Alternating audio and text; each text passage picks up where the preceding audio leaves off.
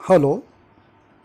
आज आपको एक छोटी सी स्टोरी बताएंगे। पहले देखिए, हम सभी लोग जानते हैं कि 15 अगस्त 1947 को इंडिया बिकेम फ्री और आज़ाद भारत में भारत की यात्रा करने के लिए ब्रिटिश प्रधानमंत्री कैलिमेंट एटली इंडिया आए। तो जब वो इंडिया में थे, दिल्ली में, तो उनसे एक पत्रकार ने पूछा कि आपने जो भारत की आज़ादी का निर्णय लिया है, वो निर्णय किस कारण से लिया है? क्या क्या फैक्टर्स थे जिसके कारण आप मजबूर हो गए भारत को आज़ाद करने के लिए? कैलिमेंट एटली ने कहा कि बहुत सारे कारण थे, सेकंड वर्ल्ड वार और भी बहुत सारे कारण थे, लेकिन यदि मैं एक व्यक्ति को जिम्मेदार ठहराऊं जिसके कारण हमने भारत को आज़ादी देने की सोची, तो वो एक व्यक्ति हैं नेताजी सुभाष चंद्र बोस। तो अब आप जान गए होंगे कि आज हम सुभाष चंद्र बोस के ऊपर चर्चा करने वाले हैं। सुभाष चंद्र बोस, आपने सभी ने नाम सुन रखा है। हम जानते हैं कि एकमात्र व्यक्ति पूरे स्वतंत्रता आंदोलन के जिनके नाम के साथ में लोग नेताजी शब्द जोड़ा करते थे, ऐसा महान व्यक्तित्व, उसके विषय में आज चर्चा करने का अवसर हमें मिला है। तो सबसे पहले हम बात करेंगे कि हम किन स्रोतों से, वो कौन से सोर्सेज हैं जिनसे हमें सुभाष जी के जीवन के विषय में जानकारी मिलती है। तो सबसे महत्वपूर्ण स्रोत उनकी ऑटोबायोग्राफी है, जो बेस्ट सोर्स है to know about Subhash Chandra Bose is his autobiography an Indian Pilgrim.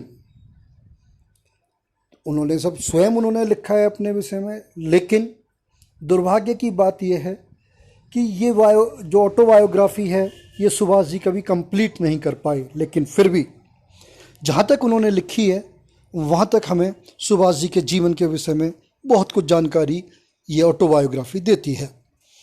तो मैंने जो आज का डिस्कशन का बेस बनाया है, वो an Indian pilgrim's, autobiography of Subhash Chandra Bose, और कुछ एक बायोग्राफीज भी देखी हैं जो अन्य राइटर्स ने लिखी हैं। सिंपल सी बात है कि हम इंट्रोडक्शन शुरू में देते हैं किसी भी व्यक्तित्व का, तो पेरेंट्स की बात कर लेते हैं। देखिएगा, जानकी नाथ बोस और प्रभावती देवी, ये दोनों पेरेंट्स थे सुभाष जी के। सुभाष जी का जन्म 23 जनवरी 1897 को कटक में हुआ था। कटक में जानकी नाथ बोस, जो उनके पिता थे, वो वकालत किया करते थे और अच्छे फेमस वकीलों में से थे। तो जो सुभाष जी का बचपन था, वो बहुत अच्छा कटा। उसका कारण है, पैसे का कोई अभाव नहीं था जानकी जी के पास में, और अपर मिडिल क्लास फैमिली थी। लेकिन जानकी नाथ बोस के 14 संतानें थीं। अब 14 संतानें थीं तो आप समझ सकते हैं, हर किसी को 14 बच्चों के परिवार में हर किसी को पूरी तरीके से फोकस नहीं किया जा सकता। खैर, आगे चर्चा करेंगे इस विषय में जब उनकी अर्ली लाइफ डिस्कस करेंगे। अब बात करते हैं हम सुभाष जी की मैरिज की, क्योंकि काफ़ी समय तक भारतीय लोगों को ये पता नहीं था कि सुभाष जी ने कभी मैरिज भी की थी। लेकिन काफ़ी समय पश्चात जो एक पार्टी उन्होंने बनाई थी, फॉरवर्ड ब्लॉक, उसके माध्यम से भारतीय जनमानस को ये पता चला कि सुभाष जी ने 1937 में शादी कर ली थी एमिले सेकल नाम की लड़की से। ये एमिली सेकल इंडियन नहीं थी, ये ऑस्ट्रियन मूल की थी, और इनकी मुलाकात यूरोप में सुभाष जी से हुई थी। और एक संतान भी सुभाष जी की थी, जिनको हम अनीता बोस के नाम से जानते हैं। और इस प्रकार से हम देखते हैं कि जो सुभाष जी का मैरिड लाइफ थी वो बिल्कुल अननोन था भारतीयों के लिए, लेकिन बहुत बाद में जाकर हमें इसके विषय में जानकारी प्राप्त हुई और पता पड़ा कि उनकी पत्नी का नाम ये था, जो मैंने बताया भी, एमिली, और बेटी अनीता बोस हैं। अब हम बात करेंगे अर्ली लाइफ की, कि सुभाष जी का जो शुरुआती जीवन था वो किस प्रकार का था। मैंने अभी आपको बताया 14 भाई बहन थे। 14 भाई बहन होने के कारण सुभाष जी को ऐसा लगता था कि शायद उन पर पिताजी का विशेष ध्यान नहीं है। हालांकि वास्तविकता ऐसी नहीं है। उनके बचपन में उसको महसूस होता था कि पिताजी शायद ध्यान नहीं देते, तो बहुत कम उम्र से ही वो थोड़े अपने आंतरिक विचारों के आधार पर उनकी एक अलग तरीके की सोच विकसित हो गई थी। और वो क्या सोच थी वो भी हम अभी आगे डिस्कस करेंगे। पहले हम बिल्कुल शुरुआत कर लेते हैं उनकी स्कूलिंग से। देखिए, हम जानते हैं कोई भी बच्चा, आप भी स्कूल गए होगे, तो जब पहले दिन स्कूल गए होगे तो खुश होकर शायद नहीं गए होगे। लेकिन सुभाष जी अपनी ऑटोबायोग्राफी में लिखते हैं, जब 1902 में वो 5 वर्ष के थे, उन्हें बताया गया कि कल से आपको स्कूल जाना है। सुभाष जी कहते हैं खुशी का ठिकाना नहीं रहा, क्योंकि वो आसपास के बच्चों स्कूल जाता देखते थे। और सुभाष जी कहते हैं रात भर नींद नहीं आई, बस ये खुशी थी कि कल सुबह स्कूल जाना है। सुबह स्कूल के लिए तैयार किया गया, रिक्शा लेने के लिए आया।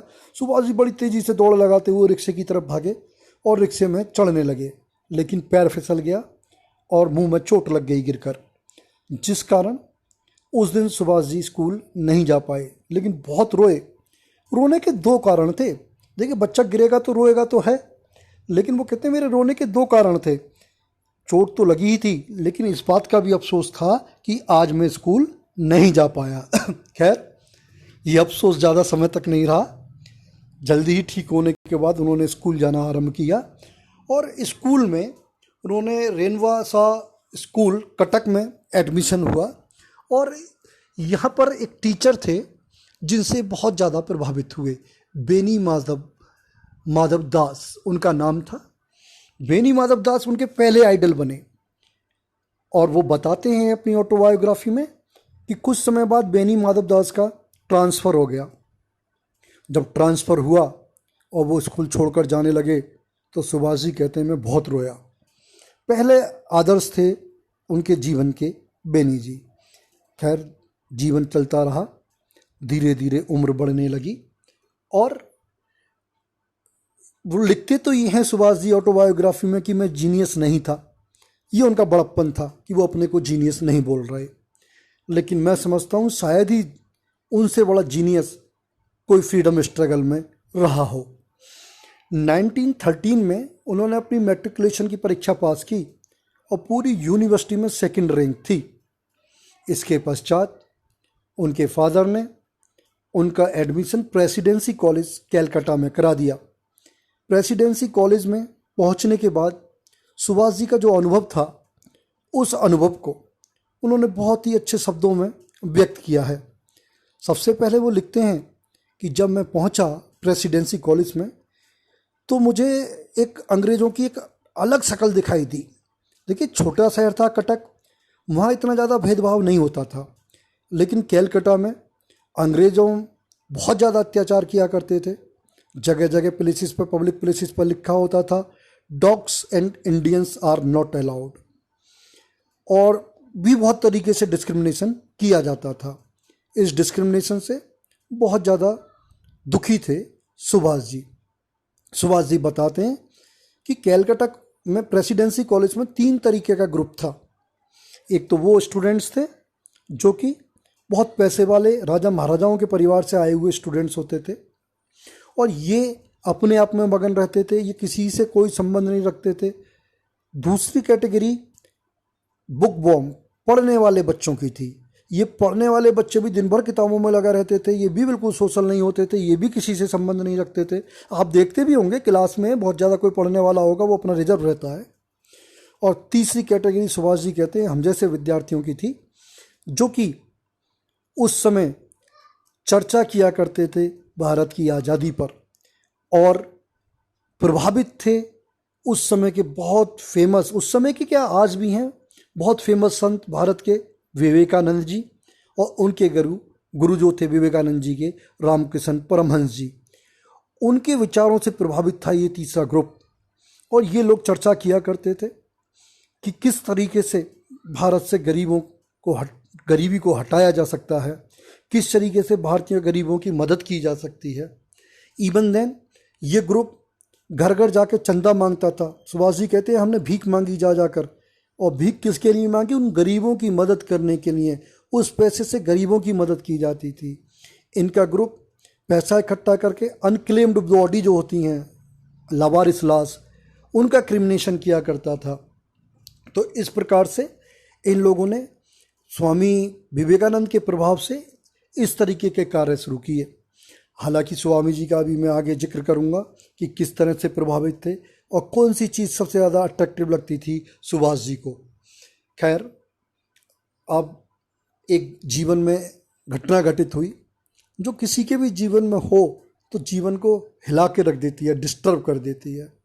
सपोज कीजिए आप स्कूल में हैं और कोई आपसे शैतानी ऐसी हो जाए जिसके कारण रेस्ट्रिकेट कर दिया जाए स्कूल से आपको, चाहे मान लीजिए 2 दिन के लिए रेस्ट्रिकेट किया जाए या आपको ज़्यादा समय के लिए कर दिया जाए, तो जो घर पर पेरेंट्स होते हैं ना, वो बहुत ज़्यादा टॉन्टिंग करने लगते हैं, मेंटली टॉर्चर करने लगते हैं कि ऐसी हमारी नाक कटा दी, इतना तेरी वजह से सुनना पड़ा। और वही चीज़ सुभाष जी के साथ भी हुआ क्या, एक मिस्टर ओ करके टीचर थे यूनिवर्सिटी में, प्रोफेसर थे, टीचर क्या, उन्होंने एक दिन कुछ भारतीय बच्चों के साथ मारपीट कर दी। और उस समय तक सुभाष जी सारे स्टूडेंट्स के नेता बन चुके थे। उन्होंने विरोध किया, विरोध प्रदर्शन हुआ, स्टूडेंट्स ने स्ट्राइक करी पूरे प्रेसिडेंसी कॉलेज में, ऐसा कभी पहले नहीं हुआ और पूरी तरह प्रोटेस्ट होने लगा। तो प्रिंसिपल ने सुभाष जी को बुलाया और कहा इस समस्या का समाधान क्या है। तो सुभाष जी ने कहा मिस्टर ओ को माफ़ी मांगनी पड़ेगी। अब एक अंग्रेज भारतीय स्टूडेंट से माफ़ी मांगे, ये बड़ा मुश्किल सी बात थी, लेकिन जब विरोध प्रदर्शन बढ़ा तो सुभाष जी की जीत हुई इसमें। लेकिन कुछ समय पश्चात मिस्टर ओ ने दोबारा पिटाई कर दी कुछ स्टूडेंट्स की, और अब की बार जो पिटाई की उसमें स्टूडेंट्स ने भी बदतमीजी कर दी, उन्होंने भी मिस्टर ओ को पीट दिया। अब चूंकि पहली बार सुभाष जी नेता बन के गए थे तो फिर से सुभाष जी को बुलाया गया प्रिंसिपल के द्वारा, और उस समय सुभाष जी उपस्थित भी थे जब घटना घटित हुई, लेकिन सुभाष जी ने कोई मारपीट नहीं की थी। जब सुभाष जी से प्रिंसिपल ने पूछा भाई तुमने छुप कर ये क्या बदतमीजी की है, तो सुभाष जी एक बहादुर व्यक्ति थे और उन्होंने सीधे कह दिया कि ये छुप कर नहीं किया गया, खुले रूप से पीटा गया। इससे प्रिंसिपल नाराज़ हो गया। हालांकि प्रिंसिपल कॉलेज का ये नहीं चाहता था कि सुभाष जी को निकाला जाए, लेकिन एक अंग्रेज टीचर को पीटा गया था, उसमें भी सुभाष जी ने एक्सेप्ट कर लिया कि हाँ खुल के पिटवाया गया है। तो रेस्टिकेट किया गया सुभाष जी को प्रेसिडेंसी कॉलेज कैलकाटा से। रेस्टिकेट होने के बाद में वो वापस कटक आ गए, और कटक में अब टॉर्चर शुरू हुआ घर पर फादर का कि इसने नाक कटा दी, बिल्कुल समाज में कहीं हमें मुंह दिखाने लायक नहीं छोड़ा, इस तरीके के ताने शुरू हो गए। और इस समय सुभाष जी भी थोड़ा घबरा गए। घबरा यूँ गए कि उनको कैरियर को लेकर ये लगने लगा कि अब मैं कैसे एजुकेशन होगी, किस प्रकार से मैं पढ़ पाऊँगा। लेकिन कुछ समय पश्चात उन्हें एक दूसरे कॉलेज में, स्कॉटिश कॉलेज है कैलकाटा का ही, वहाँ पर एडमिशन मिल गया और वहाँ से उन्होंने ग्रेजुएशन की। देखिए, अब हम बात करते हैं ग्रेजुएशन के बाद में। पहले हम पर थोड़ा सा इस बात चर्चा कर लेते हैं कि किस किस संगठन के वो सदस्य रहे, किस किस ऑर्गेनाइजेशन से वो रिलेटेड रहे सुभाष जी, और उसके आगे फिर कंटिन्यू करेंगे। तो यहाँ पर देखिएगा स्लाइड में आ रहा है कि INC, इंडियन नेशनल कांग्रेस के वो सदस्य रहे। अब INC में उन्होंने क्या किया, कैसे किया, ये अभी हम चर्चा करेंगे। INA, इंडियन नेशनल आर्मी, जिसे हम आज़ाद हिंद फौज के नाम से भी जानते हैं, वो उसके भी कमांडर इन चीफ रहे। और फॉरवर्ड ब्लॉक ये एक पॉलिटिकल संस्था थी जो उन्होंने कांग्रेस से अलग होकर खुद स्थापित की थी। अब देखिएगा, मैं यहाँ पर आपको बता देना चाहता हूँ कि एक पिक्चर यहाँ पर डिस्प्ले हो रही है। उस पिक्चर में एक महिला और सुभाष जी आर्मी की ड्रेस में दिखाए गए हैं। ये महिला लक्ष्मी स्वामीनाथन हैं, जो बाद में लक्ष्मी सहगल के नाम से जानी गई आज़ाद भारत में। और देखिएगा हमारे देश का किस तरीके से आज़ादी के बाद हुआ कि ये महान महिला देश के प्रेसिडेंट का इलेक्शन लड़ी, लक्ष्मी सहगल, डॉक्टर लक्ष्मी सहगल।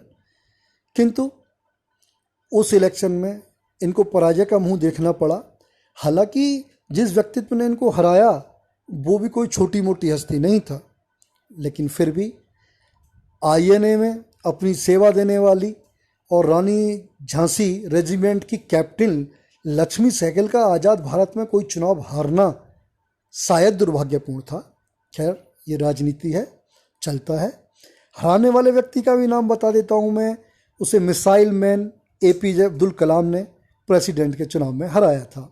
खैर, वो भी कम बड़ी हस्ती नहीं थे। खैर छोड़िए, हम अब चर्चा करेंगे कि स्वामी विवेकानंद और रामकृष्ण परमहंस जी का कितना असर था, कितना स्पिरिचुअल इम्पैक्ट था विवेकानंद जी का हमारे नेताजी के ऊपर। देखिए, विवेकानंद जी ने एक बात बोली थी, एक स्लोगन है उनका, गॉड ऑफन्स comes in the form of poor so we must serve them, कि भगवान सदैव गरीब के रूप में आता है, इसलिए हमें गरीबों की सेवा करनी चाहिए। कितनी शानदार बात है, कितनी बढ़िया बात है। देखिए, एट प्रेजेंट हमारे देश की स्थिति बहुत ज़्यादा शोचनीय है। देश की ही क्या, पूरे संसार की शोचनीय स्थिति है। कोविड-19 के कारण आप समझ रहे हैं कि पूरे संसार में आर्थिक तंगी के हालात हैं, क्योंकि लॉकडाउन हुआ है और जो गरीब है वो बहुत ज़्यादा परेशान है। तो विवेकानंद के इस व्यक्तित्व के आधार पर जो भी लोग सक्षम हैं वो जिस भी तरीके से मदद कर सकते हैं गरीबों की, उन्हें करनी चाहिए। खैर, हम बात कर रहे थे सुभाष जी की। सुभाष जी विवेकानंद के इस व्यक्तित्व से सबसे ज़्यादा प्रभावित थे और उन्होंने गरीबों के लिए बहुत कुछ किया। अपने जीवन का उद्देश्य ही बना लिया कि मुझे भारत के गरीबों के लिए ऐसा कुछ करना है जिससे कि वो भी अच्छे स्तर का जीवन जी सकें, उन्हें भी अधिकार मिल सकें, उनके साथ अत्याचार ना हो। ये पूरा एजेंडा था सुभाष जी का। तो विवेकानंद ने उन्हें सिखाया कि किस प्रकार से हमें गरीबों को मदद पहुंचानी है।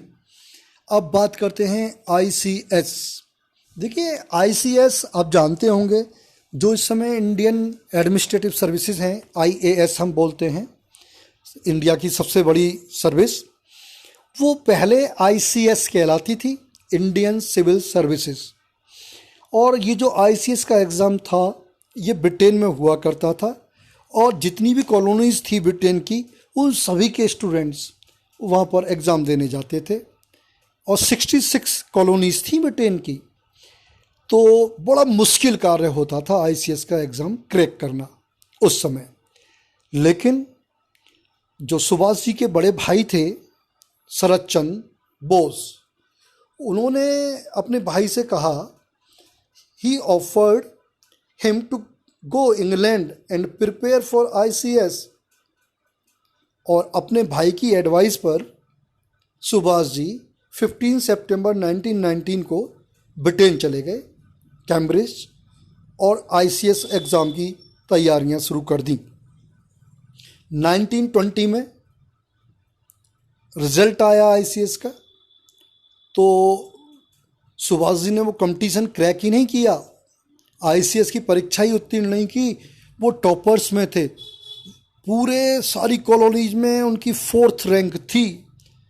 और इस प्रकार से उन्होंने जो उनके ऊपर परिवार में कलंक लगा था कि वो रेस्टिकेटेड हैं, उन्होंने परिवार की नाक कटा दी, उस कलंक को धो दिया। और उस कलंक को धोने के बाद उन्होंने इंग्लैंड से ही एक पत्र लिखा अपने भाई शरद चंद्र को, और लिखा कि भाई, मैंने आपके इच्छा अनुसार पिताजी के सम्मान के लिए आईसीएस की परीक्षा उत्तीर्ण कर ली है, लेकिन मेरा उद्देश्य अंग्रेज़ों की सेवा करना नहीं है। मैं उन भारतीयों को जिनके ऊपर अत्याचार होते हैं, उन्हें वही आज़ादी दिलाना चाहता हूँ जो एक मानव को मिलनी चाहिए। मैं माँ भारती की सेवा करना चाहता हूँ और आईसीएस ज्वाइन नहीं करना चाहता। और उन्होंने माँ भारती की सेवा के लिए त्याग पत्र दे दिया, रिज़ाइन दे दिया आईसीएस की पोस्ट से। बहुत बड़ा डिसीजन, बहुत बड़ा त्याग। आईसीएस जैसी नौकरी को छोड़ना, आप सोच सकते हैं कितना बड़ा त्याग है कि माँ भारती के लिए उन्होंने ऐसा कुछ किया। खैर, इसके पश्चात वो भारत वापस आए, और भारत में जब वो वापस आए तो उन्होंने एक्टिव पॉलिटिक्स में पार्टिसिपेट किया। गांधी जी के प्रभाव के कारण उन्होंने कांग्रेस को ज्वाइन किया और वो यूथ कांग्रेस के अध्यक्ष बने। और यूथ कांग्रेस के अध्यक्ष बनने के बाद वो 1938 में कांग्रेस के अध्यक्ष बने। बहुत ज़्यादा सम्मान करते थे सुभाष जी महात्मा गांधी का लेकिन जब वो प्रेसिडेंट बने तो उनकी जो आइडियोलॉजी थी वो गांधी जी की आइडियोलॉजी से थोड़ा सा डिफरेंट थी। था क्या, गांधी जी का कहना था हमें आज़ादी लेनी है, लेकिन संघर्ष का तरीका नॉन वॉलेंस होगा, अहिंसा होगा। सुभाष जी यहाँ पर थोड़ा सा अलग सोचते थे। सुभाष जी कहते थे कि हमें आज़ादी लेनी है, लेकिन माध्यम कोई भी हो, चाहे हिंसा हो, चाहे अहिंसा हो, चाहे आक्रमण करना हो, चाहे कुछ भी करना हो, आज़ादी लेनी है। इस बात को लेकर गांधी जी और उनकी विचारधारा में मतभेद था। केवल विचारधारा में मतभेद था ही नहीं था, मतभेद था उनके आपस में कोई रंजिश नहीं थी। प्रेजेंट टाइम में जो लोग बाग हैं जिन्होंने पढ़ा नहीं है, वो इस प्रकार से प्रस्तुत करते हैं समाज में जैसे कि गांधी जी और सुभाष चंद्र बोस एक दूसरे के शत्रु थे। यह मैं आपको क्लियर कर देना चाहता हूँ, उनमें बहुत अच्छी अंडरस्टैंडिंग थी, और अभी आगे आने वाला जो मैं चर्चा कर रहा हूँ उससे आपको बिल्कुल क्लियर हो जाएगा। खैर, 39 में सुभाष जी ने दोबारा से कांग्रेस का अध्यक्ष बनने के लिए चुनाव में नॉमिनेशन किया। दूसरी तरफ महात्मा गांधी ने पटवाई सीतारमैया को अपना उम्मीदवार बनाया और ये कहा कि पटवाई सीतारमैया मेरे उम्मीदवार हैं और मैं इनके लिए वोट मांगता हूँ। चुनाव हुआ कांग्रेस के अध्यक्ष के लिए। हम जानते हैं कि गांधी एक बहुत बड़ा नाम है, इतना बड़ा व्यक्तित्व और इतना सम्मानीय व्यक्तित्व कि 1915 से 1948 तक का जो पीरियड है उसे गांधीयन एरा बोला जाता है, गांधी जी का युग। तो गांधी जी के युग में 1939 में इलेक्शन हुआ। एक तरफ सुभाष जी चुनाव लड़ रहे थे वैचारिक मतभेद के कारण, दूसरी तरफ गांधी जी स्वयं तो चुनाव नहीं लड़ रहे थे, लेकिन पटवाई सीतारमैया को चुनाव लड़ा रहे थे। गांधी जी स्वयं वोट मांग रहे थे, लेकिन देखिए सुभाष जी कितने पॉपुलर हो चुके थे, ये शायद इस बात का एहसास गांधी जी को भी नहीं था। जब चुनाव का रिजल्ट आया तो 205 वोटों से सुभाष जी चुनाव जीते। सुभाष जी के चुनाव जीतने पर गांधी जी ने स्टेटमेंट दिया, ये पटवाई सीतारमैया की हार नहीं, ये मेरी हार है। लेकिन सुभाष जी ने कुछ समय पश्चात कांग्रेस को रिजाइन कर दिया और एक नया अपनी पॉलिटिकल पार्टी का निर्माण किया, जिसे हम फॉरवर्ड ब्लॉक के नाम से जानते हैं। फॉरवर्ड ब्लॉक ने के माध्यम से सुभाष जी ने आगे भारतीयों की सेवा करना आरंभ किया, लेकिन उसी समय सेकेंड वर्ल्ड वॉर आरंभ हो गया। सेकेंड वर्ल्ड वॉर के दौरान भारत के सभी नेताओं को अरेस्ट कर लिया गया। सुभाष चंद्र बोस को हाउस अरेस्ट में रखा गया और एक दिन अचानक सुभाष चंद्र बोस हाउस अरेस्ट से गायब हो गए। किसी को नहीं पता चला कहाँ गए। लोग बड़े आश्चर्यचकित थे कि गए कहाँ, लेकिन उनके भाई को पता था। वो अपने भाई की मदद से अफ़गानिस्तान के रास्ते होते हुए रूस पहुँचे। और रूस में उस समय स्टालिन की सरकार थी। उन्होंने स्टालिन से मदद मांगी कि हम भारतीयों के लिए आप मदद करें। स्टालिन ने उनको सम्मान तो दिया, लेकिन स्टालिन का कहना था कि भारतीय लोग अपना साम्राज्य स्वयं चला ही नहीं सकते, और बहुत अच्छा रेस्पॉन्स मदद वाला नहीं किया। लेकिन उस समय तक वर्ल्ड वार में जो रूस था और जर्मन था वो एक ही ग्रुप में थे। बाद में रूस अलग हो गया था जब जर्मन ने हमला कर दिया था रूस पर, लेकिन उस समय तक दोनों सहयोगी थे। तो रूस के सहयोग से वो जर्मन पहुंचे और उस समय के क्या सर्वकालीन सबसे बड़े डिक्टेटर तानाशाह हिटलर से उन्होंने मुलाकात की। हिटलर ने उनको अच्छा रेस्पॉन्स दिया और हिटलर की मदद से वह जापान पहुंचे। और जापान में पहले से ही वहाँ पर मोहन सिंह और रासबिहारी बोस ने एक सेना तैयार की थी। जो भारतीय कैदी थे सेना के, उनके माध्यम से एक सेना तैयार थी जिसका नाम आज़ाद हिंद फौज रखा गया था। उस आज़ाद हिंद फौज को फिर से गठित किया गया और अब सुभाष जी को उसका कमांडर इन चीफ घोषित कर दिया गया। सुभाष जी ने जापान की मदद से उस आज़ाद हिंद फौज को गठित किया। अब मैं यहाँ आपको बता देना चाहता हूँ, जो लोग कहते हैं ना कि गांधी जी और सुभाष जी एक दूसरे के रंजिश मानते थे, वो चीज़ यहाँ क्लियर कर देता हूँ। देखिए, आज़ाद हिंद फौज को कई विंग्स में बनाया गया, उसकी कई सारी ब्रिगेड थी और मुख्य रूप से 5 ब्रिगेड थी, 5 भागों में बांटा हुआ था। पहली ब्रिगेड तो महिलाओं की अलग बनाई गई थी, तो मैंने अभी बताया था लक्ष्मी सहगल जी उसकी कमांडर इन चीफ थी। और उनका कमांडर इन चीफ जो थी, उनके नाम था रानी झांसी रेजिमेंट, उसकी वो कमांडर इन चीफ थी। दूसरा जो रेजिमेंट थी या ब्रिगेड थी, उसका नाम उन्होंने रखा महात्मा गांधी ब्रिगेड। एक ब्रिगेड का नाम रखा पंडित जवाहरलाल नेहरू ब्रिगेड, मौलाना अब्दुल कलाम आज़ाद ब्रिगेड और सुभाष चंद्र बोस ब्रिगेड। अगर मतभेद मन से होता, विचारों का ना होता, तो शायद आज़ाद हिंद फौज में इस तरीके के नामकरण ना किए जाते। खैर, इसके पश्चात सुभाष चंद्र बोस ने सिंगापुर में एक मीटिंग की और वहाँ से उन्होंने 1944 में एक स्लोगन दिया, give me blood and I shell give you freedom. और भारतीय लोग जब उन्होंने ये स्लोगन दिया और स्पीच दी, तो महिलाओं ने अपने जेवर तक उतार कर सुपुर्द कर दिए नेताजी को कि आप लीजिए, फौज तैयार कीजिए, हम आपके साथ में हैं। और पूरा एक जनसैलाब जो वहाँ पे भारतीयों का था, वो नेताजी के साथ लग लिया। जर्मन रेडियो से उन्होंने एक संबोधन किया 43 में, और संबोधन की शुरुआत इस तरीके से थी कि मैं सुभाष चंद्र बोस बोल रहा हूँ। ये सुनकर रेडियो पर पूरे भारत में लोग दिवालियाँ बनाने लगे, क्योंकि अभी तक लोग सोच रहे थे कि सुभाष जी अब नहीं हैं, लेकिन उनकी आवाज़ सुनकर बहुत ज़्यादा भारत की जनता खुश हुई। आगे संबोधन में उन्होंने कहा कि मैं राष्ट्रपिता महात्मा गांधी जी से आशीर्वाद मांगता हूँ कि वो हमें सफल होने का आशीर्वाद दें। हमने भारत की स्वतंत्रता के लिए संघर्ष शुरू कर दिया है। मुझे मालूम है अंग्रेज अपनी इच्छा से भारत को स्वतंत्रता नहीं देंगे, उसके लिए संघर्ष करना पड़ेगा और संघर्ष करने के लिए आज़ाद हिंद फौज तैयार है। तो पहली बार किसी व्यक्ति ने अगर राष्ट्रपिता कहकर संबोधित किया महात्मा गांधी को, तो वो सुभाष जी थे। तो अब समझ गए होंगे आप कितना सम्मान करते थे गांधी जी का। वो वैचारिक मतभेद था केवल। खैर, सुभाष जी की सेना ने इम्फाल के रास्ते भारत पर हमला किया जापान की मदद से।